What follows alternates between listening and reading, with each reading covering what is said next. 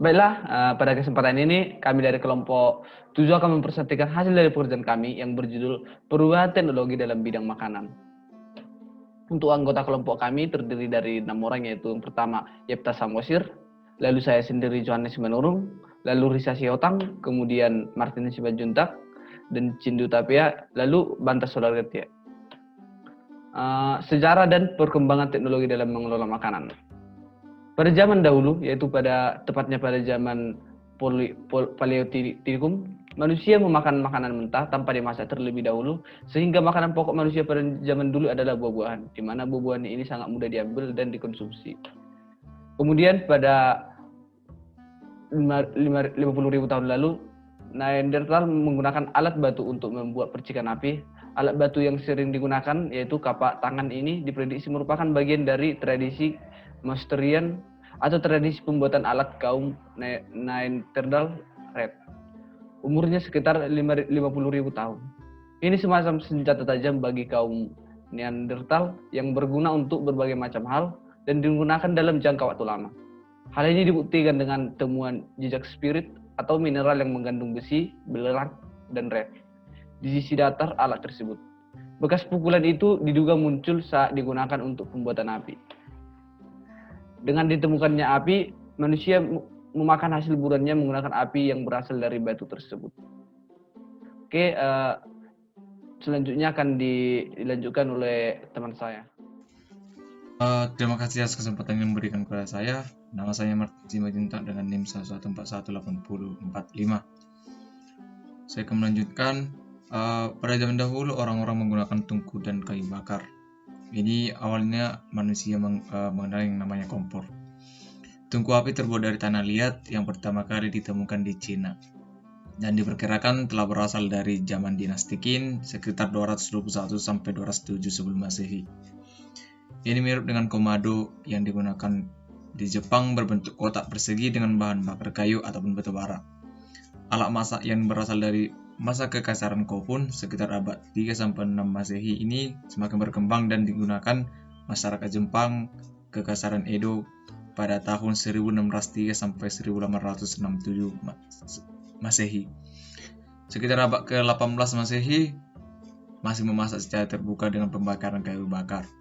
Hingga akhirnya mulai membuat perapian dengan susunan batu yang dibuat setinggi pinggang dan dilengkapi dengan cerobong asap. Dan sejak 1735, bentuk tungku tidak lagi digunakan karena menghasilkan asap. Kemudian lanjut ke teknologi selanjutnya, yaitu kompor minyak tanah portable. Ini pertama diperkenalkan pada tahun 1849 oleh Alexis Soyer. Terdapat dua jenis kompor yang ditemukan oleh Alexis Soyer, yaitu kompor yang memiliki tekanan udara yang dicampur dengan minyak tanah untuk menyalakan api, dan kompor lainnya adalah kompor minyak tanah yang menggunakan sumbu atau memiliki sumbu. Kompor minyak kemudian berkembang dari berbagai negara di dunia untuk memudahkan masyarakat dalam memasak.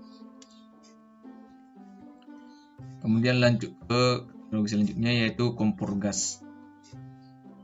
Kompor gas pertama kali dibuat pada tahun 1820, namun masih dalam bentuk eksperimen atau bersifat rahasia. Baru benar-benar muncul pertama kali pada World Fair di London tahun 1851.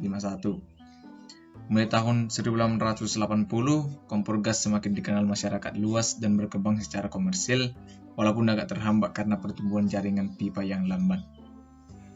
Saya akan melanjutkan presentasi kelompok kami. Kompor listrik pertama kali ditemukan oleh David Carl Smith dan istrinya Helen Nora. Eksistensi kompor listrik sejak tahun 1906 di Colgorlai, salah satu kota pertambangan emas di Australia. Pada tahun 1905, David Carl Smith mengajukan permohonan paten untuk penemuan kompor listriknya. Selain David Carl Smith dan istrinya, penemu kompor listrik juga dikreditkan kepada Lloyd Copeman.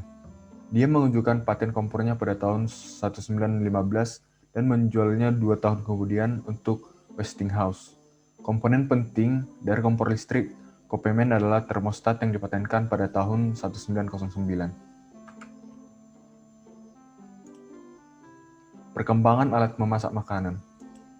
Berikut adalah ilustrasi dari perkembangan alat memasak.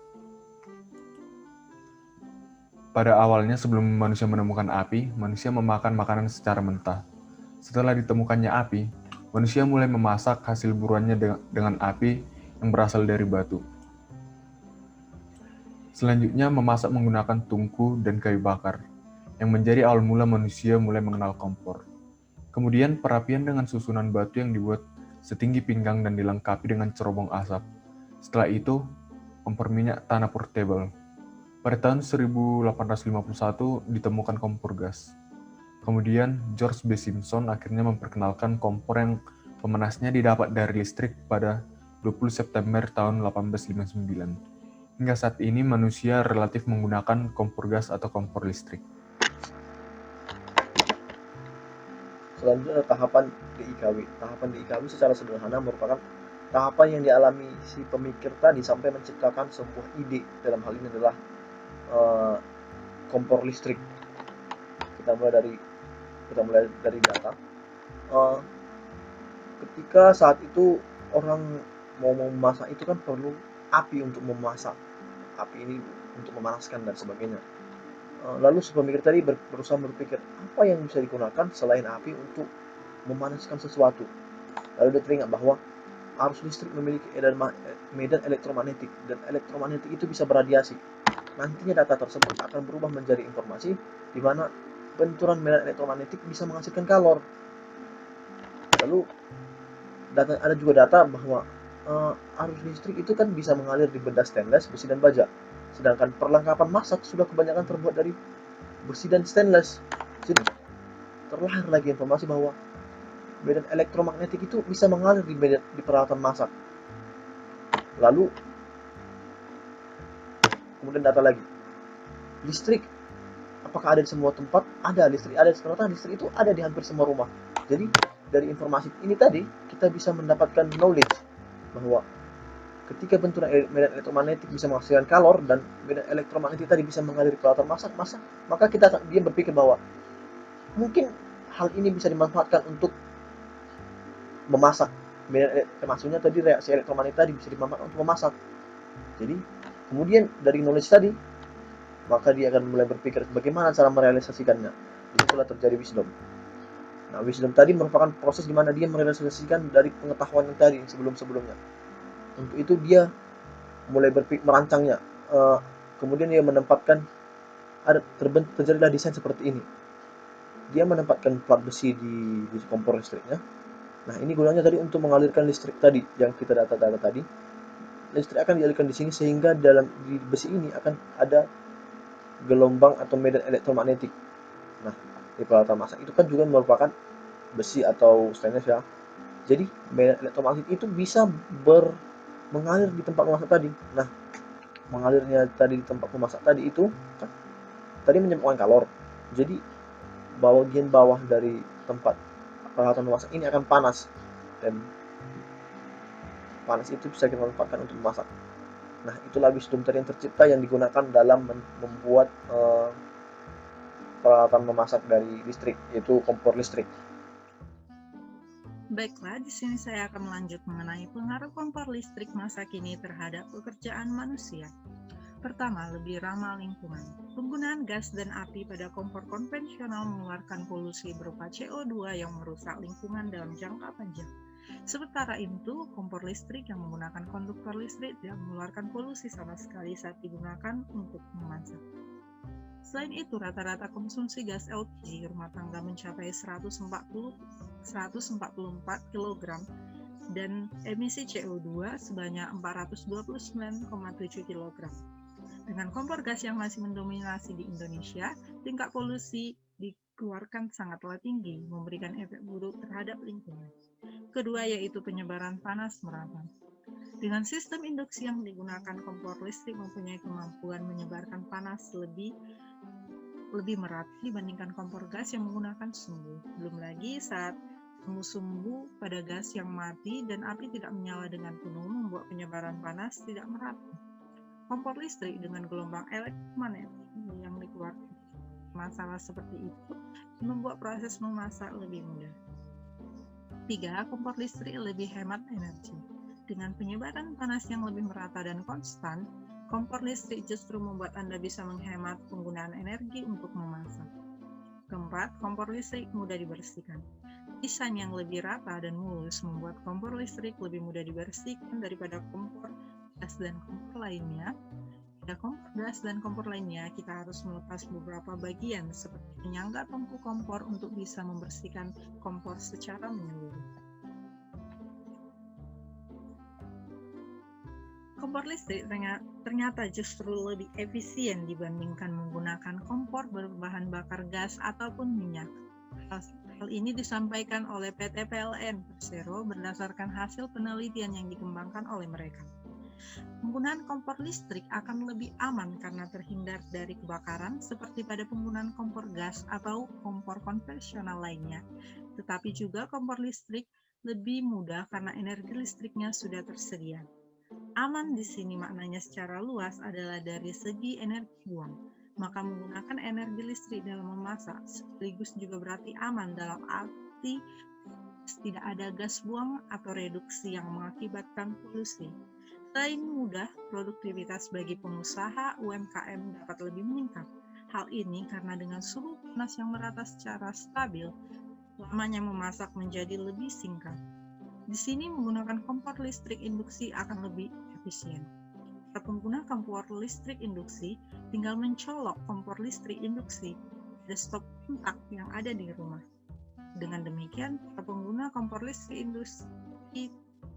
induksi perlu menghabiskan waktu untuk memperoleh energi tersebut karena sudah dihantarkan oleh PLN dengan harga yang lebih bersaing. Berdasarkan hasil tersebut dapat disimpulkan bahwa pengaruh kompor listrik terhadap pekerjaan manusia sangatlah berguna karena dapat membantu aktivitas memasak lebih cepat dan aman. Hal ini berpengaruh pada UMKM dan juga pekerja rumah tangga lainnya. Terima kasih atas kesempatannya. Saya Risa Jessica Sitohang dengan NIM 114180444 akan menjelaskan mengenai analisis apakah terdapat kesenjangan digital pada penggunaan teknologi tersebut termasuk di Indonesia. Kita memulai dengan kesenjangan digital terlebih dahulu. Perkembangan pesat TIK tidak menjamin terciptanya kesetaraan akses bagi semua lapisan masyarakat di ASEAN, termasuk di Indonesia sendiri. Senada menyatakan bahwa kesenjangan digital bukan hanya kondisi ekonomi yang timpang akibat ketidakmampuan akses TIK dan aset pengetahuan, tetapi juga ketimpangan perkembangan yang dirasakan oleh setiap individu yang tidak merasakan hasil nyata dari pertumbuhan ekonomi negaranya sendiri. Kesenjangan digital merupakan permasalahan perbedaan kesempatan akses informasi yang menciptakan kesenjangan antara individu, bisnis, dan bahkan wilayah geografi pada tingkatan sosial ekonomi yang berbeda. Kami mengambil pernyataan ini melalui sebuah jurnal dengan judul Problem Dasar Kesenjangan Digital di ASEAN. Sedangkan penggunaan kompor merupakan kesenjangan digital ekonomi. Selanjutnya, kesenjangan digital penggunaan kompor di Indonesia sendiri. Berdasarkan jurnal penelitian yang kami ambil dari kesenjangan digital di Indonesia dengan studi kasus Kabupaten Wakatobi di Indonesia, menyatakan bahwa Kabupaten Wakatobi masih banyak yang berada pada posisi menengah ke bawah sehingga TIK belum menjadi kebutuhan yang mendasar, melainkan sandang, pangan, dan papan yang merupakan kebutuhan mendasar dari masyarakat di Wakatobi sendiri, yang dimana kita tahu bahwa sandang pangan dan papan merupakan kebutuhan primer dari setiap manusia.